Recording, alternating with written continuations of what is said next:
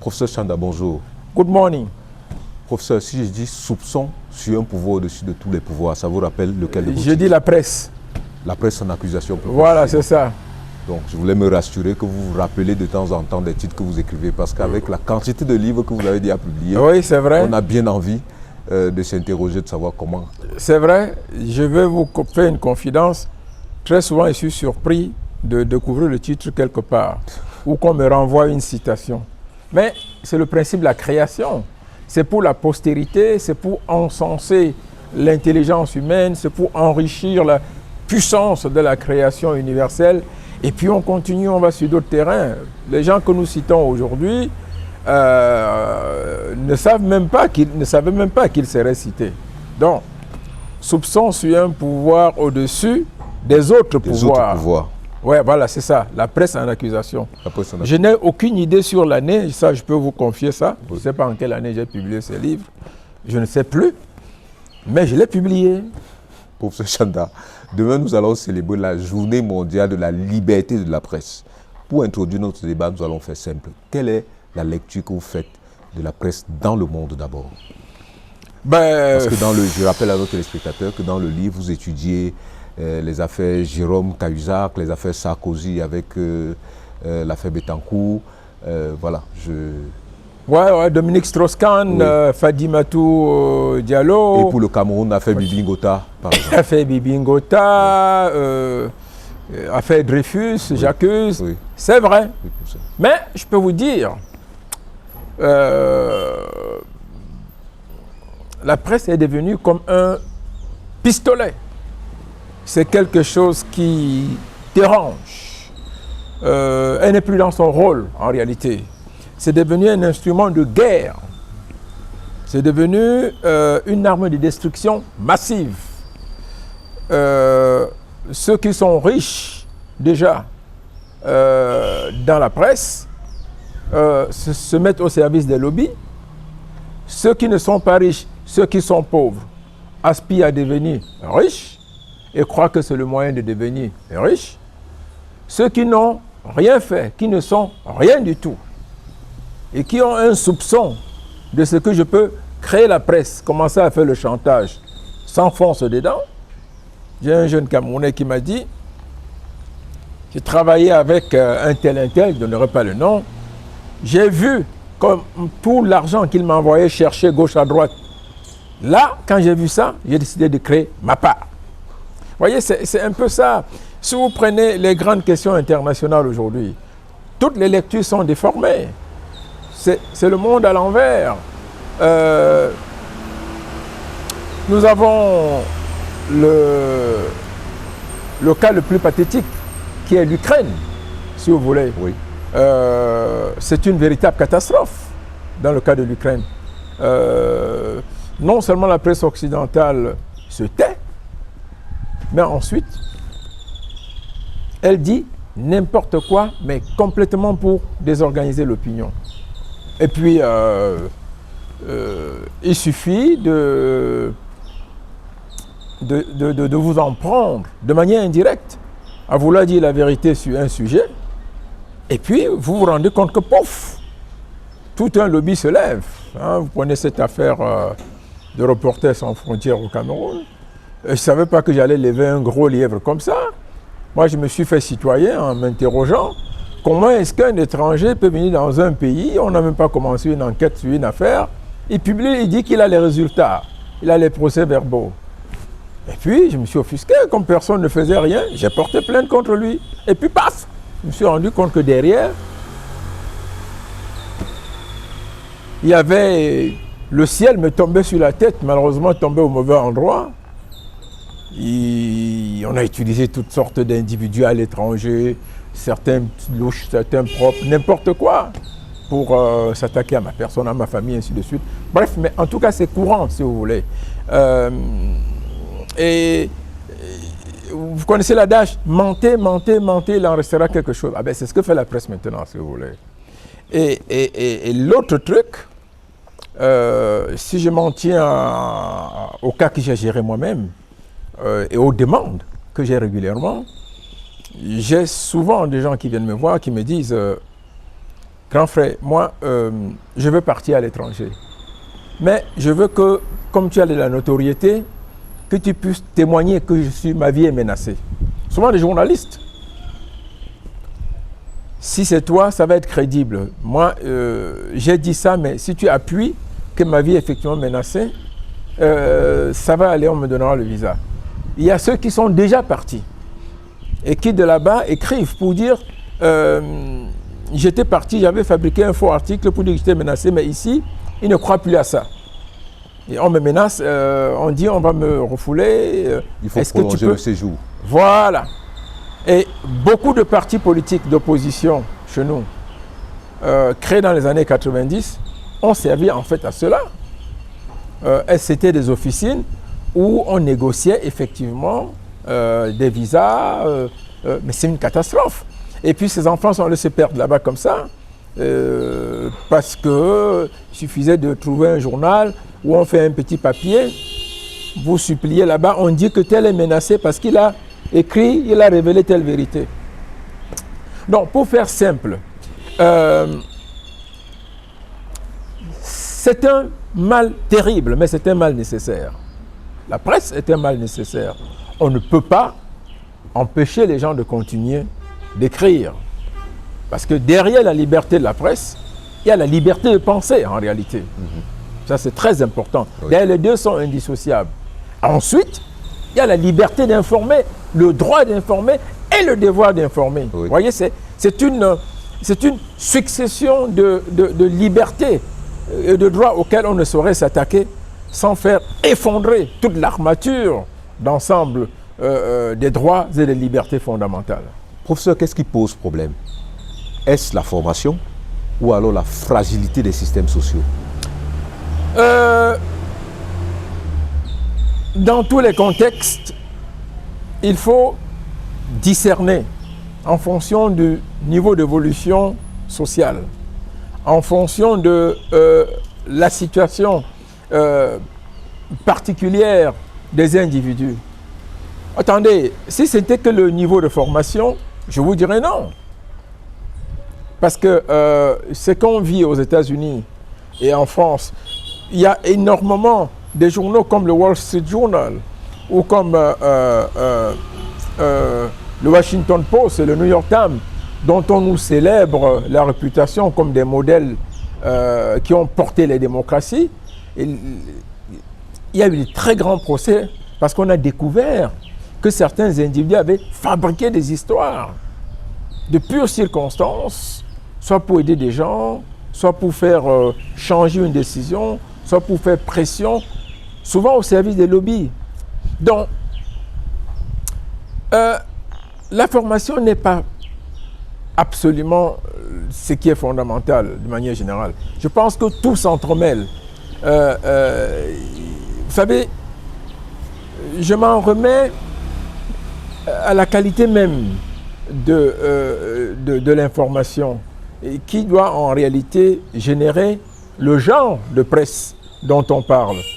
Quand un journaliste s'installe à la télévision et puis raconte une histoire qui sort de nulle part, on a eu beaucoup de cas comme ça, les gens captent, si vous voulez, ça les marque définitivement. Et puis le temps qu'on apprenne que c'était faux, c'est trop loin. Donc pour faire ce genre de mensonge, pour se livrer à ce genre de manipulation, il n'y a pas besoin d'être formé ou de ne pas être formé.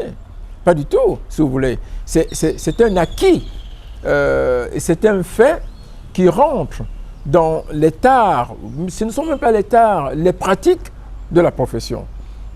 Maintenant, parlons d'indigence. C'est clair, je vous l'ai dit tantôt, oui. Si on prend le cas des pays pauvres, je dirais pauvres ou insuffisamment avancés sur le plan du développement humain, ce dont on se rend compte effectivement, c'est que la presse, dans son ensemble, je regrette, ressemble à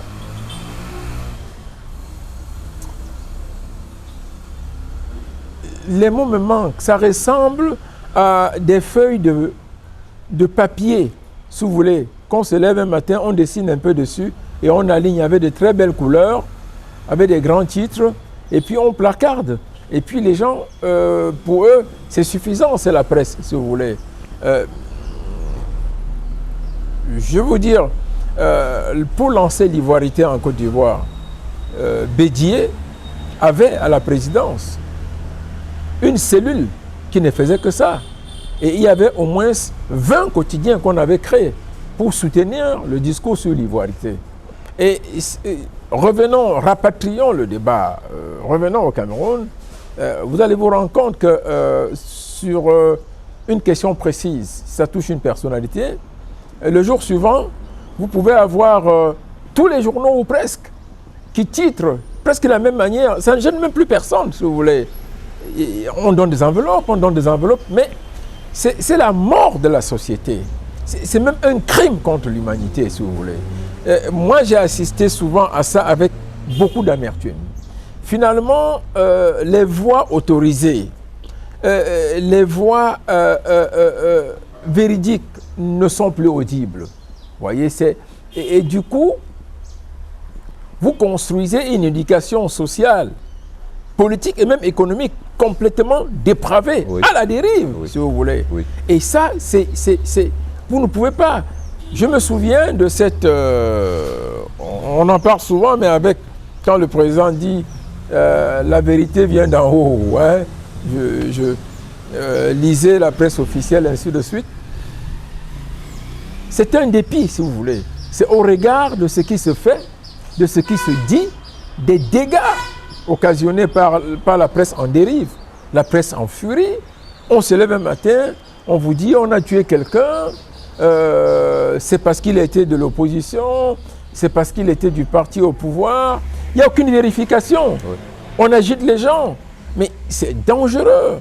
Et pour les pays comme les nôtres, où nous avons des esprits fragiles, où il n'y a pas encore réellement une densification de l'éducation civique, c'est une catastrophe. Il faut avoir peur de la presse. Donc quand on parle de liberté de la presse, de journée, la liberté de la presse, vraiment, si nous sommes tous d'accord, on devrait en profiter pour une large sensibilisation. Il est clair qu'aujourd'hui, quels que soient les outils et les instruments que l'on met sur la table, que l'on déploie, il est difficile de contrôler le contenu de la presse, de contrôler le personnel de la presse, de s'assurer qu'il y a un minimum de déontologie dans la manière dont les gens se comportent et dans le genre de presse, si vous voulez, que l'on diligente. Et ça, c'est tout un gros problème. C'est très compliqué. Je me souviens à l'époque, beaucoup de jeunes aujourd'hui, malheureusement, ne connaissent pas. Nous avons ce qu'on appelle, en Afrique en général, hein, et le Cameroun est un exemple précis, la presse champignon. Moi, je l'appellerais comme ça, si vous voulez. La presse champignon. Les gens ne savent pas ce qu'on a vécu. J'ai été à un moment donné avec Pius Ndiawe, que lui et moi, pour gérer toutes les censures dont le messager était victime. Et ça, c'est extrêmement important. L'actuel directeur général de l'ECAM peut témoigner. Il était sous-directeur de Liberté. Voilà, c'est ça. Oui, et c'est lui qui regardait, ainsi de suite. Et j'allais tout le temps prendre les arrêtés d'interdiction de tel journal, de tel numéro, de tel numéro. Et à un moment donné, Ndiawe n'avait même plus ça. Je les ai accumulés, j'avais toute une chemise comme ça. Mais c'est une époque. C'est lié à un contexte politique précis. Oui. C'est lié à des exigences de gouvernance et de stabilisation sociale qui n'avaient sans doute rien à voir avec les libertés et les droits individuels, mais simplement qui avaient affaire avec le contexte, les ambitions, la projection et la prospective politique de l'époque. Je peux vous dire, c'est tellement stressant, si vous voulez. Et à l'époque, je sais comment ça s'est passé. Pour dire à ces jeunes-là, beaucoup ne le savent plus. Les journaux paraissaient parfois avec la moitié des pages vides, parce qu'on avait censuré. Et ces journaux préféraient paraître comme ça pour montrer qu'ils avaient bien été censurés. Et pour vous, qui alliez prendre l'autorisation, aller prendre la télé d'interdiction, je ne sais pas, ça dit que c'est... Je n'arrive même pas à me remémorer ce que ça me faisait à l'époque. C'était bizarre, si vous voulez. Je m'étais habitué à ça, alors qu'il ne faut pas s'habituer à ça, justement. Et Pius Ndiaye disait très souvent, ils ont enlevé quoi? Tu peux me dire de là-bas? Ils ont enlevé quoi? Exactement. Parce que ce n'était pas maintenant. Hein. Oui. Pius arrivait de Douala avec des trucs dactylographiés. On prenait de larges papiers, on découpait à la lame de rasoir les articles qu'on collait. Et c'était ça la morasse. Il amenait une imprimerie, on tirait. Et c'est la morasse qu'il fallait soumettre avant au MINAT, qu'ils donnent leur accord avant qu'on imprime. Et on était bien obligé d'imprimer. Alors, quand on dit liberté aujourd'hui, beaucoup de nos compatriotes, et je suis sûr que c'est la même chose partout en Afrique, avec ce que j'appelle la presse champignon et les journalistes popcorn, parce qu'ils sont sortis comme des popcorn, et vous les voyez, chacun dit qu'il est journaliste, ouais, les popcorn, c'est vraiment le phénomène. Bien sûr. Et ils ne connaissent pas. Parce qu'en 90, après ce vaste mouvement, cette montée de l'opinion, cette demande populaire pour la conférence nationale souveraine, on a organisé la tripartite, si vous voulez. Et il y a eu, avant ça, ce train de loi sur les libertés. Je dis un train de loi sur les libertés avec l'autonomisation des professions libérales, ainsi de suite. La liberté de communication. Et puis on a vu, parce que je dois vous dire que jusqu'à aujourd'hui, la plupart des chaînes de télévision, s'il fallait s'en tenir à un statut légal, formel et tout, n'existerait pas. Mais il y a toute une plage de tolérance que le gouvernement a laissée et il faut pouvoir refaire l'histoire, comprendre ce qui s'est passé pour apprécier le contexte actuel. Ça veut dire simplement que dans le contexte actuel, le gouvernement, ou pour dire le régime, comme on aime le dire, a bien conscience qu'il faut laisser cette plage, cette marge de manœuvre pour la communication sociale. Donc, vraiment, elle n'est même pas, il n'y a même pas de rigueur dans le contrôle de la presse. Il y a une espèce de laxisme, si vous voulez. Mais c'est un laxisme voulu. Parce que je crois que le gouvernement se rend bien compte de ce que les années 90 ont été, de ce qu'ont été les attentes, ainsi de suite. Je me souviens quand on disait « Ah, le jour où il y aura une première télévision privée, le gouvernement ne pourra jamais accepter. » Mais on en a plein maintenant. Ça n'a pas tué le régime, ça n'a pas tué le gouvernement. On ne s'en porte que trop bien, avec la nuance que ce que vous dites peut vous causer beaucoup de troubles. Ce que vous écrivez peut vous conduire en prison. Parce qu'il y a la pénalisation, n'est-ce pas, et qui plane, qui est suspendue comme une épaule de Damoclès. C'est un appel, un hymne à la responsabilité.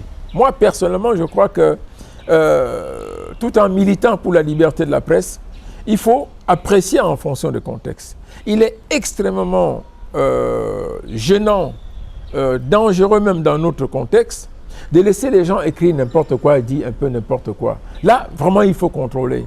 C'est trop grave ce à quoi on assiste. Vous passez devant les kiosques, vous voyez les gens agglutinés en train de lire les grands titres. Très souvent, il n'y a rien dedans après. Rien du tout, les grands titres.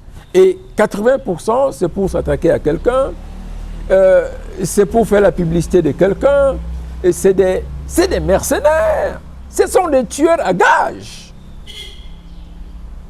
Et ça n'aide pas la presse en réalité.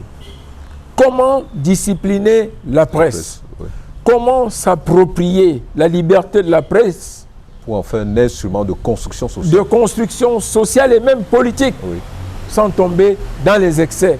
Mais alors, peut-on combattre effectivement les excès sans blesser la liberté de la presse, sans la compromettre?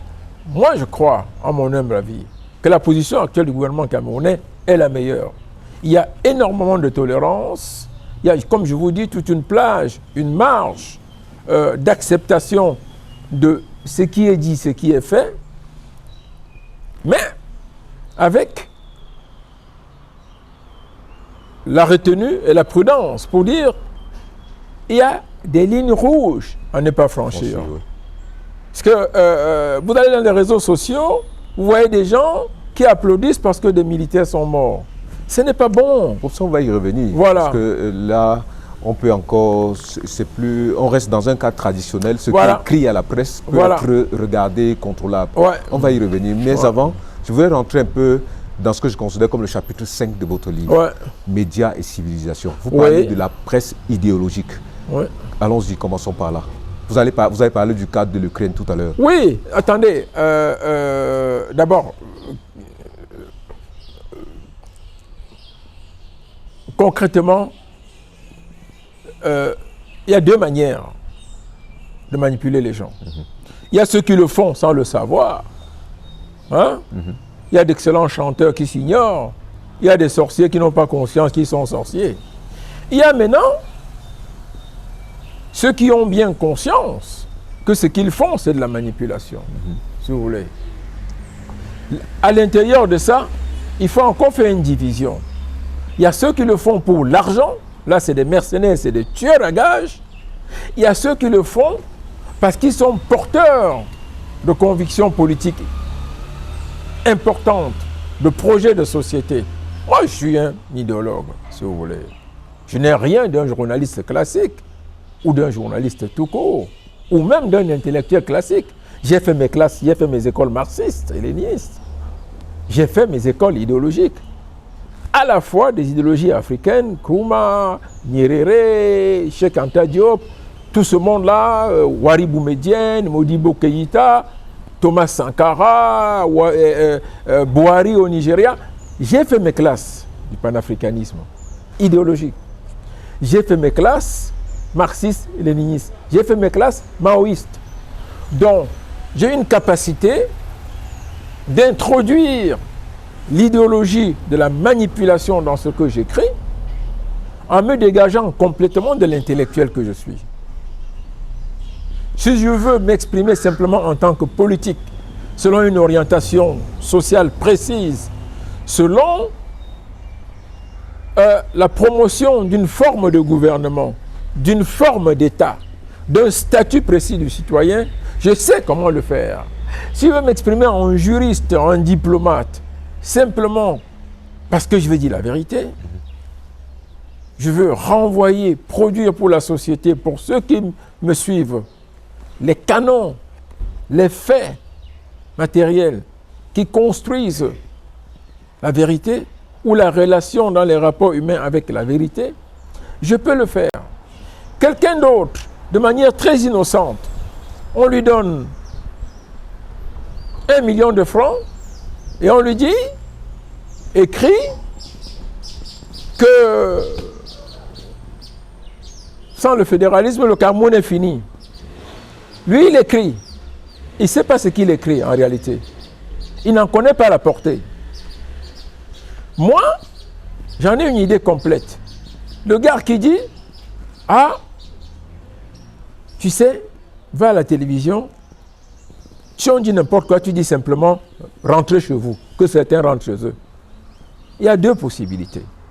Soit c'est un intellectuel qui sait ce qu'il est en train de faire, soit c'est un simple journaliste qui, lui, selon la ligne de son employeur, donc de la maison, dit des choses comme ça. Dans l'intellectuel encore, il faut distinguer. Est-ce que l'intéressé est tout simplement un diplômé des universités? Est-ce qu'il était un idéologue? Jean Sanda Tomé, c'est deux choses différentes. Un idéologue ne le porte pas comme ça. Il a peur, parce que ça renvoie à la destruction de la matière nationale, si vous voulez. L'intellectuel élémentaire, primaire, le professeur d'université, à qui on a donné un doctorat et un salaire, une chaire, quand il dit ça, c'est pas son affaire s'il n'est pas un idéologue. Il est vraiment dans le village. C'est ce qu'on appelle la pensée reptilienne. Elle est terre à terre. Oui. Le mille pattes ne voit pas le soleil. Oui. L'idéologue, lui, il a vu le soleil. Il s'est élevé au-delà de la terre. Et il comprend, parce que ça peut renvoyer à une forme d'État. C'est dangereux. Ça peut faire éclater la nation. Ça peut désunir un ensemble dans une ère géopolitique précise et renvoyer à une déconstruction pour une construction nouvelle complètement différente qui met les libertés individuelles et les droits en danger. Voilà l'alliance. Donc, presse et idéologie. Je vous renvoie dans le cas de l'Ukraine encore. Revenons là-bas. La presse française, la presse américaine. Ah, on a dit que Poutine va mourir bientôt. Ils n'ont pas conscience de ce qu'ils disent. Celui qui construit ça dans les services spéciaux anglais ou américains, il sait ce qu'il veut dire. Poutine étant le symbole, le porteur d'une Russie grande, rénovée, relancée, militante, combattante et militaire. La disparition de Poutine achève la puissance russe et remet en cause le projet de la refonte des relations internationales, de la relance du monde d'une pensée unipolaire vers une pensée multipolaire. Et le journaliste qui a une vision étriquée là, il gratte le papier, il n'a pas réfléchi jusque-là. Ouais. Et vous avez un deuxième schéma. C'est celui du citoyen et de l'intellectuel occidental par rapport aux citoyens et l'intellectuel africain. Ils ont leur vision, si vous voulez. Il y a toute une idéologie judéo-chrétienne, comme je disais à quelqu'un hier, qui m'a écrit, qui me dit, je lui reprochais de citer un Américain. Il me dit, ah mais la pensée universelle, je dis, très bien, j'ai compris ce que vous voulez dire.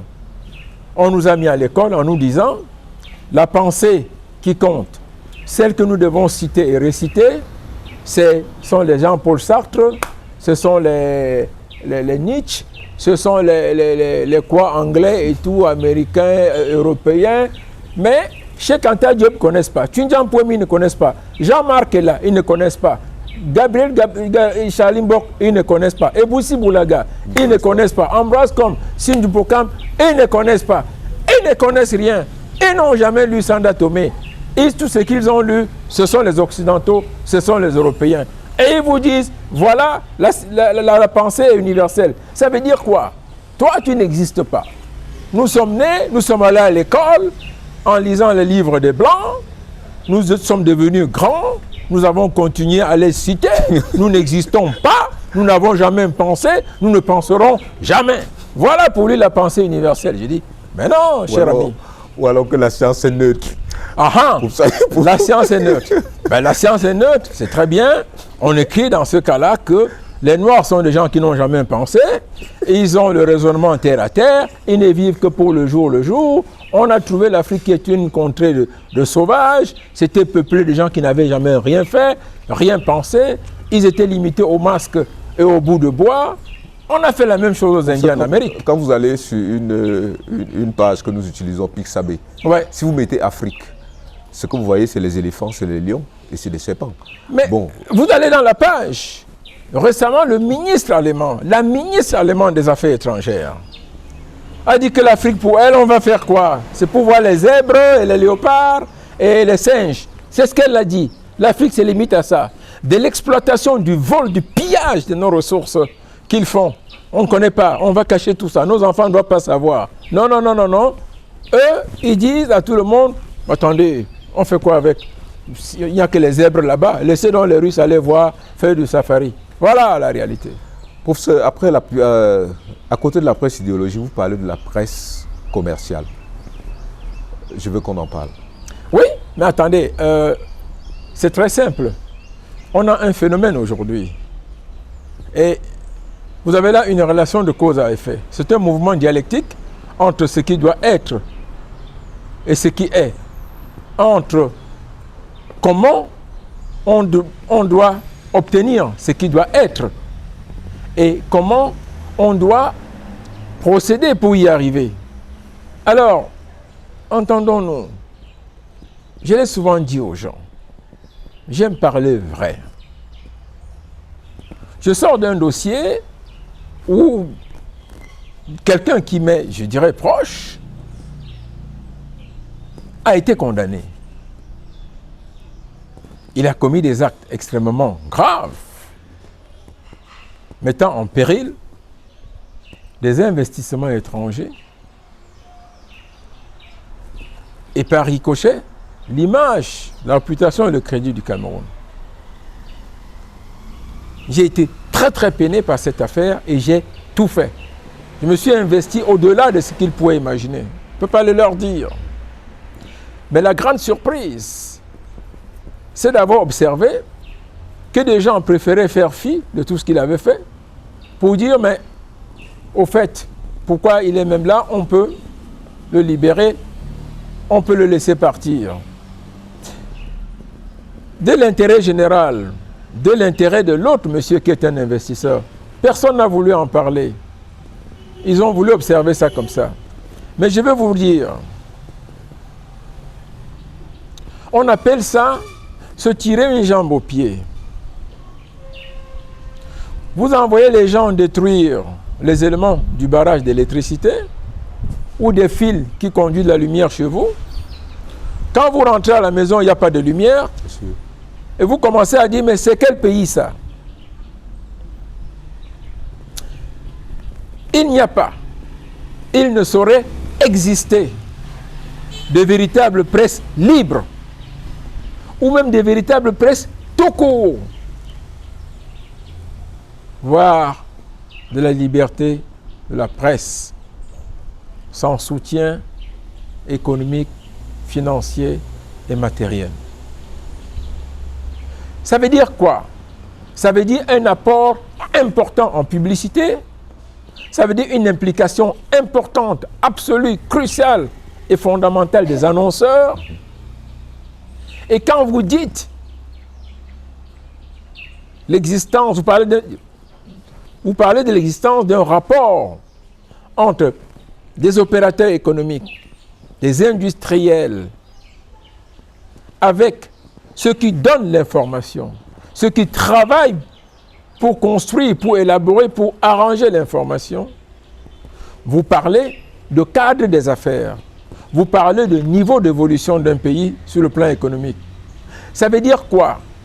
Moins il y a des entreprises nationales et étrangères qui s'installent et qui travaillent effectivement, moins il y aura des annonces, moins il y aura de la publicité, moins la presse pourra être soutenue. Voilà la réalité. Alors, les gens qui vous disent on s'en fout, les blancs peuvent partir, les étrangers peuvent partir, on s'en fout. Tel peut fermer sa boutique, on s'en fout. Ils peuvent rentrer dans leur village. Mais messieurs, vous voulez dire que vous vous en foutez, qu'il n'y ait pas du travail, que vous vous en foutez, qu'il n'y ait pas de moyens dégagés pour soutenir la presse, vous vous en foutez, qu'il n'y ait pas d'annonce possible. La presse commerciale est par essence ce qui tient dans l'âme existentielle de la presse, ce qui fonde son autorité, son indépendance et sa survie en réalité. Et pourquoi est-ce qu'il faut se battre pour le soutien à la presse? Parce que quand on voit la quantité d'argent que l'on dépense dans un pays comme le nôtre, on se dit, on aurait pu mieux réglementer la communication sociale et soutenir davantage la presse. Parce que je vois faire là souvent, le principe est bon, mais c'est trop peu. C'est trop peu. Vous savez, on en arrive à créer dans cette mécanique entre la gouvernance, les gouvernants et les porteurs, les diffuseurs, les disséminateurs de l'information, une relation incestueuse, une relation de corruption. Chaque ministre au Cameroun a un budget pour distribuer aux journalistes, pour qu'on parle bien de lui, qu'on n'évoque pas ses casséroles, ses maîtresses, ses débordements, ainsi de suite. Chaque ministre au Cameroun a ça. Et puis il y a ce qui apparaît un peu plus officiel, ce qu'on appelle un peu le journal des projets, qu'on voit souvent de temps en temps au début de l'année, quand le budget est lancé, journal des projets. Alors, en fonction de la catégorisation idéologique par rapport au régime, la proximité, par rapport aux individus dans les réseaux qui existent et qui concourent à la formulation des ambitions des uns et des autres dans le contexte social et politique. Un tel journal aura 10 projets pour 10 régions.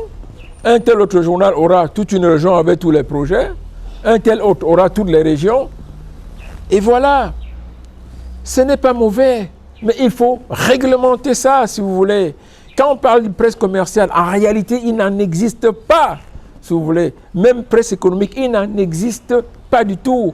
Il y a la presse tout court, parce que c'est l'information, si vous voulez. C'est la fonction d'enseignement, de renseignement et de diffusion de l'intelligence ponctuelle au quotidien, si vous voulez, de ce qui, dans les rapports humains, est considéré comme le fait nouveau, ou alors comme le fait ancien avec des implications nouvelles.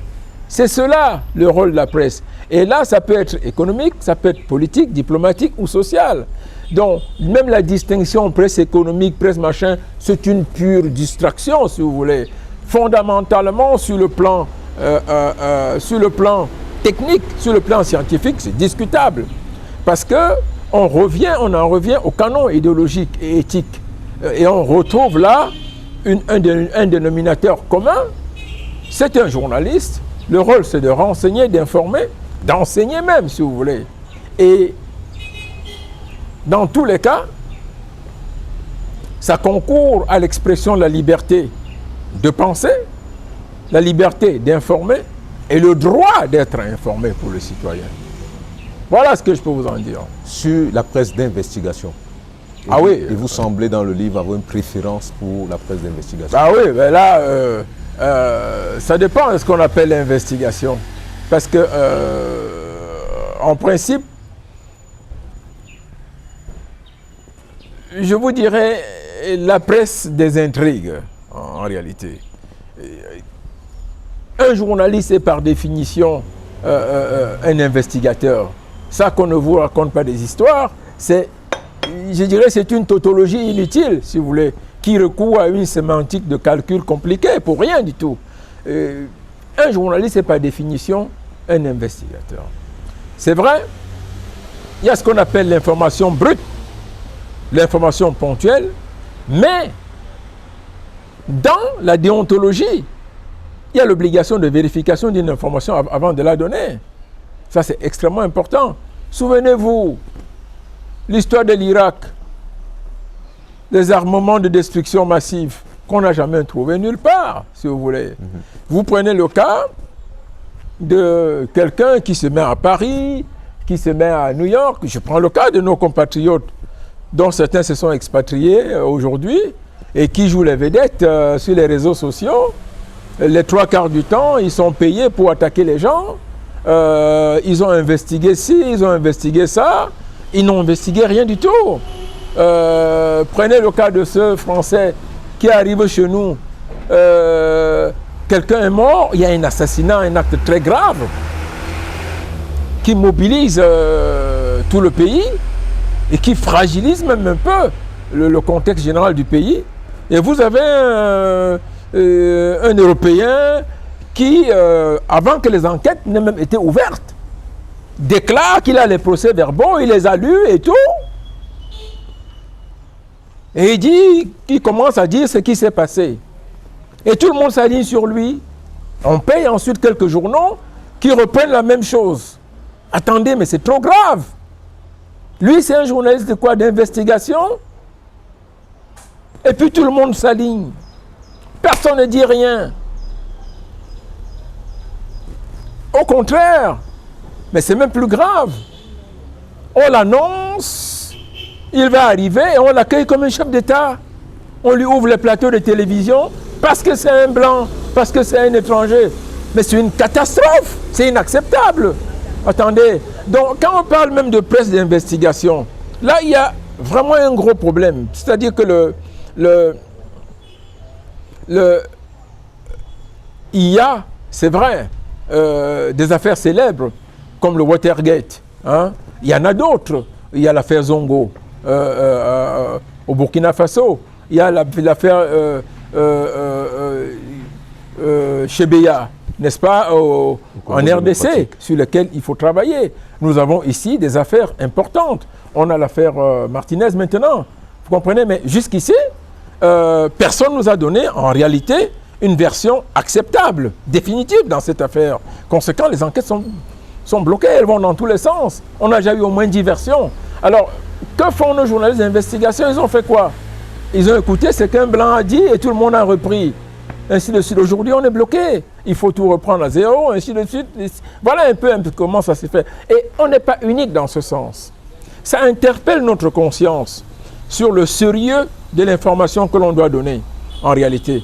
En fait, chaque journaliste est un enquêteur, si vous voulez. C'est un détective privé. Et ça renvoie, moi, pour ce qui me concerne professionnellement, ça renvoie à la Convention de Vienne sur le rôle du diplomate. Quand on vous dit je suis les conneries des pays occidentaux, on a découvert que les ambassades de Russie, c'était des nids d'espions, mais le rôle du diplomate, c'est d'espionner. La Convention de Vienne est claire. La Convention 1961 sur les relations diplomatiques, elle est claire là-dessus. C'est informé par tous les moyens sur la situation du pays, d'accréditation. Un diplomate, c'est un espion. Les ambassades font des rapports tous les jours, les nôtres le font. Tous les pays le font. Et les salles de rédaction, c'est quoi? Quand on parle de conférences de rédaction, je ne suis pas journaliste, mais j'ai beaucoup de proximité avec la presse, et il y a le peu que je connais, si vous voulez. Quand on parle de conférences de rédaction, c'est pour effectivement voir ce qu'on va publier, si c'est crédible. Le directeur de publication, le rédacteur en chef, parfois le directeur de publication n'est pas là, mais c'est lui qui est responsable. Le rédacteur en chef avec les journalistes qui ont été sur le terrain analyse une information en temps réel ou avec du recul. Est-ce qu'on publie ça? Est-ce que tu as bien vérifié? Est-ce que... C'est pour ça qu'on parle de conférence de rédaction. Donc par définition, tous les journalistes et tous les journaux sont des investigateurs. Ça me fait avoir pas une larme, mais une pensée douloureuse pour mon ami, frère et vraiment collaborateur très rapproché, Nga Etoga, qui est mort l'année dernière. Et je me souviens de tout ce qu'il a vécu, parce qu'il avait publié quelques papiers concernant certaines entreprises, ainsi de suite. Maintenant, il était accusé de n'avoir pas vérifié, il était accusé d'avoir été léger, mais il avait des faits qui plaidaient pour lui, qui lui avaient été portés par des personnes qui se disaient déléguées du personnel, si vous voulez. Donc, dans beaucoup de cas, ce qu'on appelle l'investigation peut être complètement remise en cause et même fragiliser la qualité du journaliste, si vous voulez. Donc, tout dépend de comment est-ce qu'on apprécie une information, quel contenu on lui donne et la manière dont on publie l'information.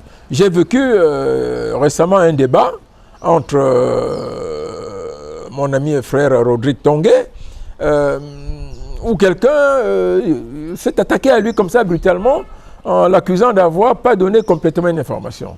Alors, c'était parfois Parfait Siki, il a dit exactement qu'il a été libéré provisoirement, si vous voulez, en attendant le procès pour une éventuelle libération définitive. Alors, le monsieur s'en est pris à lui, il dit, c'est pas ce qu'il fallait dire. C'est la première fois qu'il l'ai vu fâché avec autant de mots. Effectivement, parce que ce que certaines personnes attendent de l'information, ce n'est pas ce que le journaliste lui voit, si vous voulez. Le journaliste peut vouloir donner juste l'information, ou le donner en se limitant à ce qu'il sait, oui, à ce qui lui a été rapporté ou à ce qu'il a vu. Quelqu'un d'autre voudra qu'il aille beaucoup plus loin, mais le journaliste ne peut pas... Il n'a pas tous les éléments. Il n'a pas tous les éléments et il ne veut pas que quelqu'un entre dans sa tête pour forcer sa plume pour écrire ce que lui il veut, si vous voulez. Voilà la réalité. Donc il y a une nuance. Oui. Je me souviens quand Colin Powell, au Conseil de sécurité des Nations Unies, apporte les fameuses cartes où il montre, voilà, c'est les satellites. Comme c'est les États-Unis, on va dire, ils ont des satellites, ça a des grands yeux, on voit partout. voilà les satellites, voilà les images des armes de destruction massive. Et Dominique de Villepin, c'est la première fois, je vous signale, dans l'histoire, que tout le débat, toute une session de Conseil de sécurité de nuit a été retransmise dans le monde entier. Et le ministre français des Affaires étrangères, suivant en cela les instructions du président Chirac, c'était une autre France. Hein. C'était vraiment la grande France des relations internes, la grande France gaullienne. Et Dominique de Villepin dit les États-Unis sont seuls responsables de ce qu'ils présentent. Parce que la conviction jusqu'ici qui est établie, c'est qu'en réalité, ces armes n'existent pas. Et quelles que soient les investigations qu'ils aient pu faire avec leurs satellites, le rapport du Suédois missionné sur le terrain par le Conseil de sécurité des Nations Unies ne prouve pas la même chose, si vous voulez. Vous voyez, le débat reste entier. Pour les Américains, c'est convaincre les gens qu'ils ont investigué avec des moyens que personne d'autre n'a, hein, et que les faits sont ceux-là, évidemment, pour leurs ambitions politiques et diplomatiques. Alors que pour le diplomate français et le reste du Conseil de sécurité, ce qui revient objectivement, humainement, matériellement, directement du terrain, n'est pas ce que présentent les Américains. Oui. Donc il y a investigation et investigation. Et puis vous faites donc la ligne médiane. De quoi s'agit-il? Il s'agit d'informer. Et dans le contexte précis, ce n'est pas seulement informer. Il s'agit de convaincre l'opinion qu'on doit faire quelque chose. Qu'on doit aller en Irak pour détruire l'Irak, pour détruire les armes massives, de destruction massive.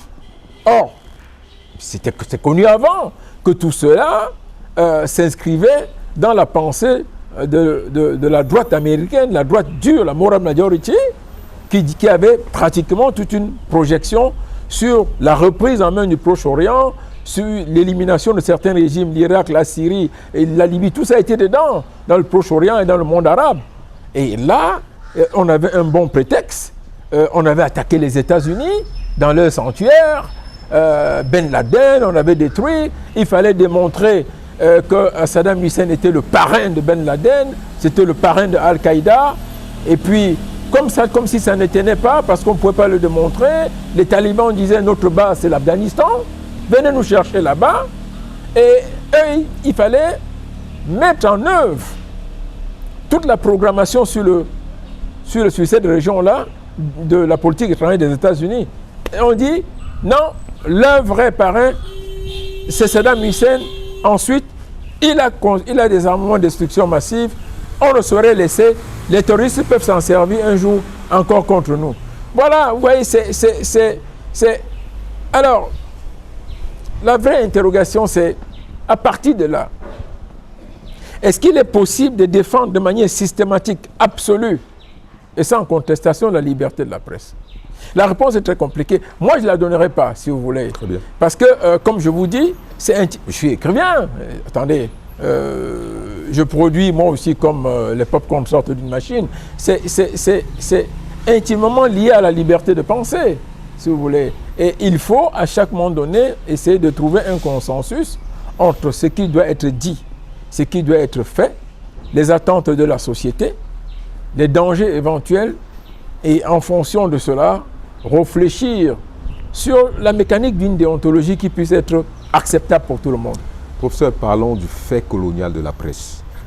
Vous allez voir, dans nos pays, en Afrique en général, chaque fois que Libération, Le Monde, le Washington Post va s'occuper d'une affaire, socialement, les gens vont considérer que l'affaire est sérieuse.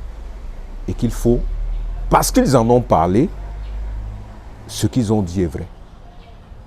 Que dites-vous à ceux qui nous regardent? Mais écoutez, vous n'allez pas loin. N'allez pas loin. J'aime mieux qu'on me tranche la tête, mais il faut le dire. L'affaire Martinez-Zogo, c'est notre frère, c'est notre compatriote. Les conditions dans lesquelles il est mort sont terribles. Si le corps est celui qu'on a vu. Donc ça émue toute la nation, y compris le chef de l'État, qui a décidé en urgence des enquêtes. Mais avant que ces enquêtes n'aient même commencé,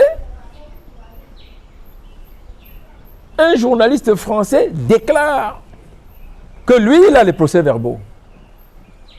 Qu'il commence à dire ce qui s'est passé.